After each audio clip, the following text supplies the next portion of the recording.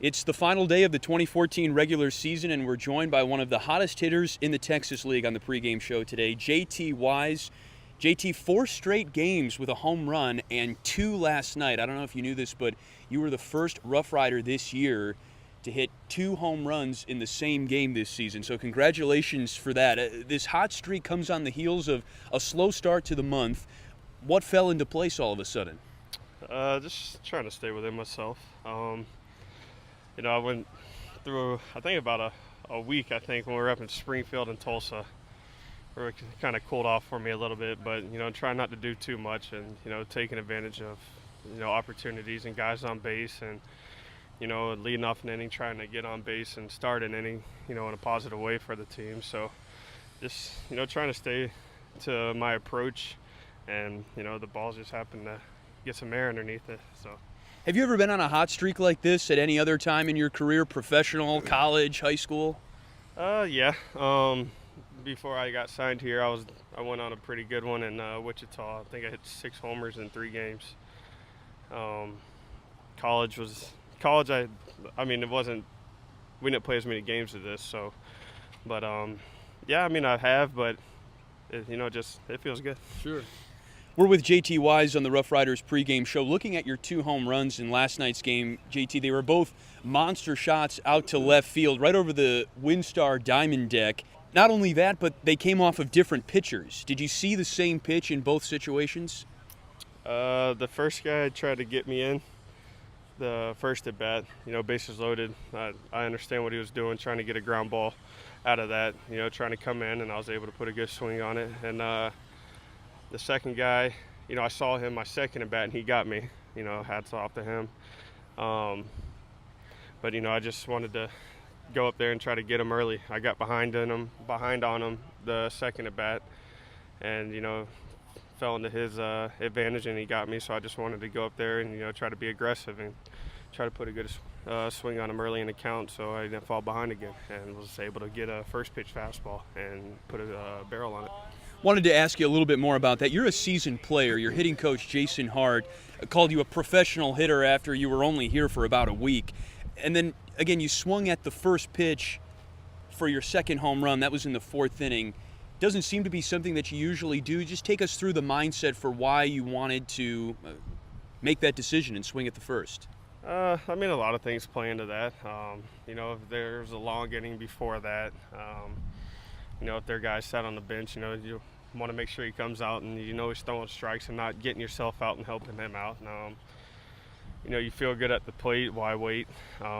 Just get him early. A guy has a pitch count going. It's not. You shouldn't really go up there and just go after the first pitch unless you have material on the guy. You know what he's going to do. He goes early with a fastball or stuff like that.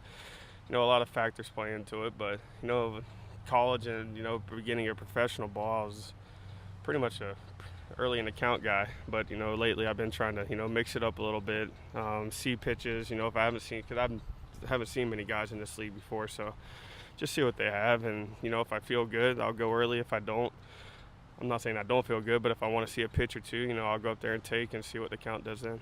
You've got 11 home runs with the Rough Riders this season. 8 have come at Dr. Pepper Ballpark, and of those 8, a lot of them have been right in this area where we're standing right now, the left field corner. Have you always been a pull side hitter? When I'm actually doing the best, I'm more right center, but they're pitching me there, so I'm trying to, just stay within myself and go where they're pitching me. Try not to do too much, but when I'm actually doing well, I'm usually right center field guy and just react on inside balls. We're with JT Wise on the RoughRiders pregame show. At the beginning of the month on a homestand here at the dock, JT ran into your mom. And she said that you love it here in Frisco. Not asking you to either validate or deny that statement, but to what extent does your mental state of mind, happiness, I guess, translate to success on the playing field? It's fun here. It's a cool city. Having my wife here with me too, and she, was talking about wanting to move to Dallas one time. So, she gets to experience it firsthand on a daily basis. So, it's been fun, and it's just, just relaxing, having a place and just being able to come to the field every day. A cool stadium, great fans, and just being able to play ball. Looking at last night's events, the way the game ended in particular, where what looked like the third out in the ninth inning, the call was actually reversed, and you guys had to keep on playing after about a 17-minute delay. You ever been part of something like that in your playing career? Not that I can recall, no. I've been a part of ejections that have lasted long, but not a reverse call like that. I mean, I can see that it was a close play.